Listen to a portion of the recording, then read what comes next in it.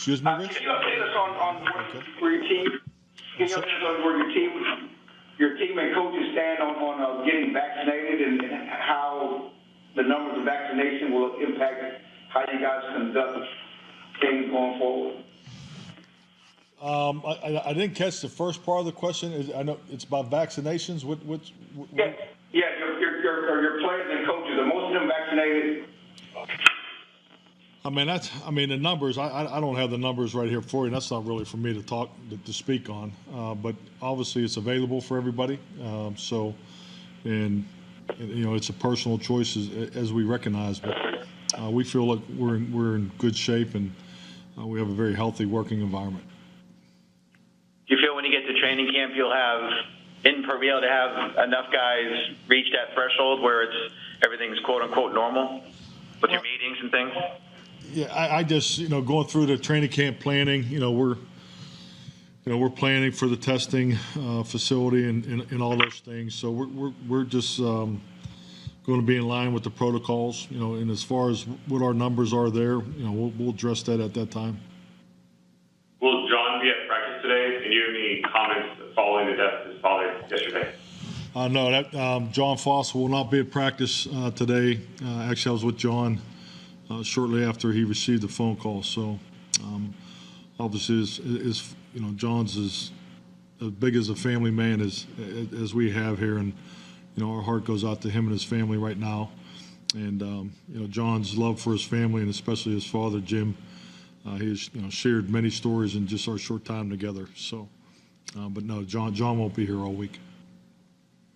Getting to know John, can you tell the way that he talks about the game, teaches the game, that he's he's a coaching dad, son, coach's son? Definitely. John Fassel is, he's a coach through and through in everything he does. He loves what he does, whether it's the smallest task of setting up a special team meeting, setting up team fundamental drills, and just you can see the relationships he has with the players and the coaches and the support staff. So he's always beaming with such a positive light, and it definitely obviously came from his childhood and his love for the game and love for the profession. But like any of us, these are tough moments, and but I think definitely John has a lot of his father, and always spoke so highly of his father Jim, and the impression and obviously the foundation he laid for John in his profession. Who will take over the special teams portion of the practice the next few days while he's out? It'll be his assistant, Matt. Matt will take that, and then we'll rally around him. So we received the news yesterday afternoon, so we'll be prepared for the practice segments of the week. How much different will the work look at minicamp this week than it did during OTAs, and what is your goal for these guys this week? Well, the flow of everything is very similar. We'll spend more time in the meetings because based on this is a mandatory mini camp, so we have the ability to work longer than the OTA guidelines. So, but as far as the morning schedule and everything leading up to practice, and even the practices will be very similar. I think I spoke on this last week. Our goal is to get the first 8 installations in. We'll be working that this week, and we'll accomplish that. But I wanted the flow to stay as close as possible. But this is our final week with our players, so we're just taking the approach that we want to get as much done as we possibly can, and make sure we're set up for the virtual component if they need it the next 5 weeks, because when we get to training camp, we want to hit it running.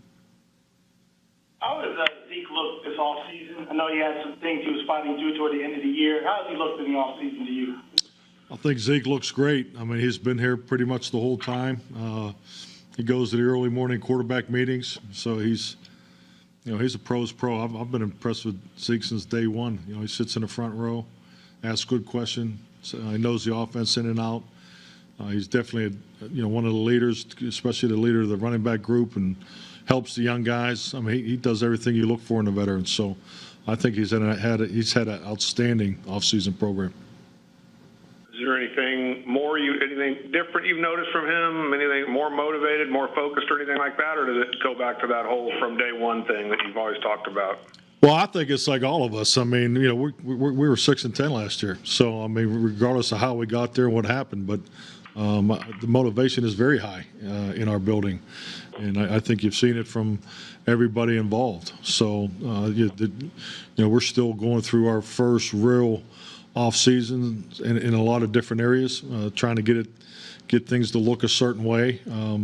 Still, working through some things. I think it's only normal with the newness of it, but the motivation's high. I mean, it's about winning. We understand that. We feel like we have a great opportunity with the roster that we've established, but we know we have a lot of work to do. Make no bones about it, and we can't spend enough time together. And I think the extra work that's gone into this to this point, I'm very pleased. But motivation's high for all of us. Like with Dak, has there been a moment or moments during these workouts that you've been around and we said, okay, he looks like there's nothing to worry about here with his ankle? Oh, definitely. No, he's definitely had some moments. We've seen some private workouts there probably 3 or 4 weeks back where I definitely felt once we were able to see him move in the pocket, out of the pocket type drills, the scramble drills. We're doing more of that work by design for a number of different reasons, and that only helps him. So, yeah, but I think it's like a lot of our players and really us as coaches. I mean, we're going to be putting in new concepts today and tomorrow. So, and they're not going to look great, and that's a normal path. When you're this deep into your installs, you're getting into more exotic type things and things you don't get a lot of reps on, some of your secondary and auxiliary concepts. So, I mean, yeah, it's not going to look great, but he needs it. We all need it. So I think it's really kind of where we are as a team. But physically, I think he's clearly right where he needs to be. When you get to training camp, do you think, will he be an everyday guy or will he still need a day? I don't know if he's done more than 2 in a row here through these OTAs and stuff. I mean, that's a great question. I mean, he's done everything. He hasn't missed anything that's been slated. I mean, he's doing a lot of extra, frankly. So the anticipation would be for him to go to every day is the outlook. But we'll obviously, we're not naive. I mean, it's just like any player that comes back from injury, especially major joint injury. It's that first year back. There's going to be some things you have to work through, and but I would anticipate a start with him in a full mode, and get him into the team meeting. The team periods, and just get back to playing football. As far as this minicamp is concerned, is everybody here present for minicamp, and will there be any people not practicing today? Yeah, we're gonna have a couple guys miss.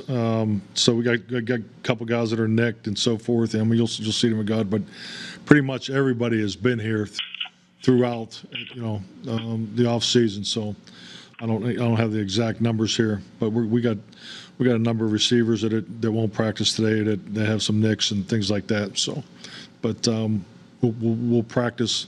We're not changing our practice. So I mean, we're going to hit everything that we intend to hit. We've had the walkthroughs already. The meetings are just concluding. So, and they'll be out there at 11:30.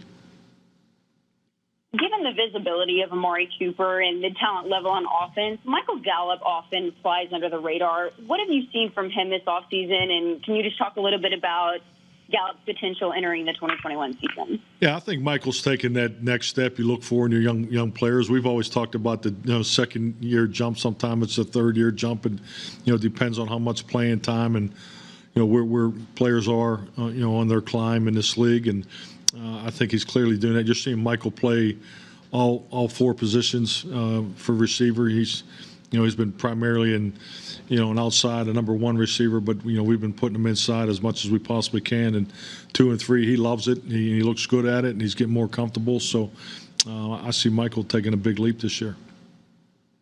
Mike, in sessions like this, when you're not coached before. What do you look for? What tells you if they're on track? And I'm thinking especially of Nsekhe involved.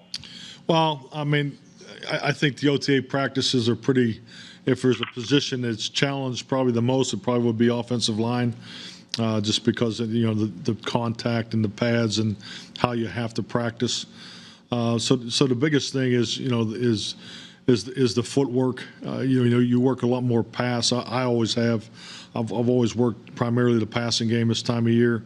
The run game is limited more to jog throughs and teaching things like that. So I think right away you look for the new lineman. You look for the balance. The ability to pass that in these circumstances. And it's just like anything. When you get a young player that comes into the league, and when a guy's on the ground, that's a huge indicator that something's not not right. Something needs to improve. So that's probably something that I first would look at. At punt returner, CD is obviously not your only option. You have Cedric Wilson, but when you consider CD's role on offense and his impact there, do you believe he's outgrown the responsibility as this team's primary punt returner, or how do you balance him being so good at it but not wanting to overuse him?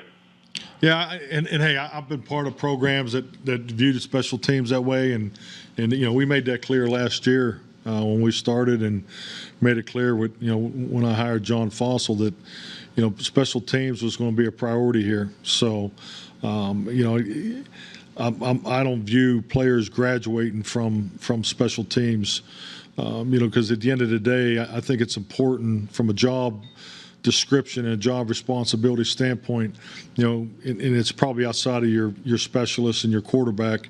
You like to see your players be able to do more than one thing. It's something we talk a lot about in player acquisition. What are the two things he can do, and obviously his offense and defensive role, but at what part of special teams can he contribute? So. And hey, you need more than one returner too. So, and we understand that it's a long season. It's a longer season. When you use those, I mean, I've gone through it before. Randall Cobb would probably be the last player that I went through it, where he started out primarily as the returner, and then as he grew and his number grew, you start looking at pitch count and things like that. And I don't see us there with CD, but at the end of the day, we'll have more than one returner.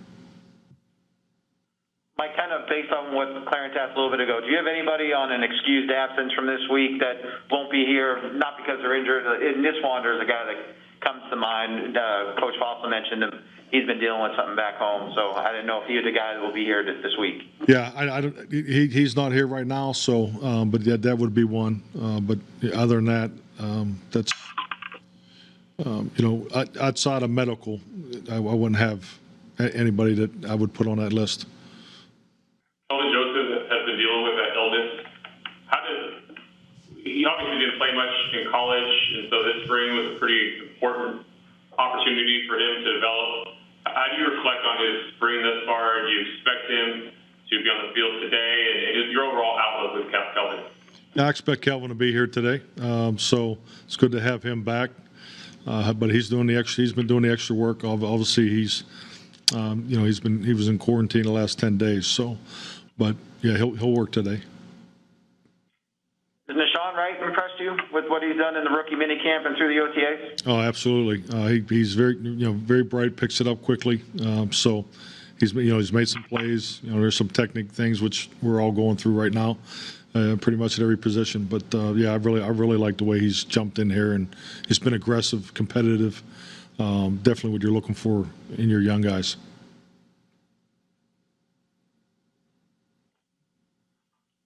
All right, thank you. Thank you.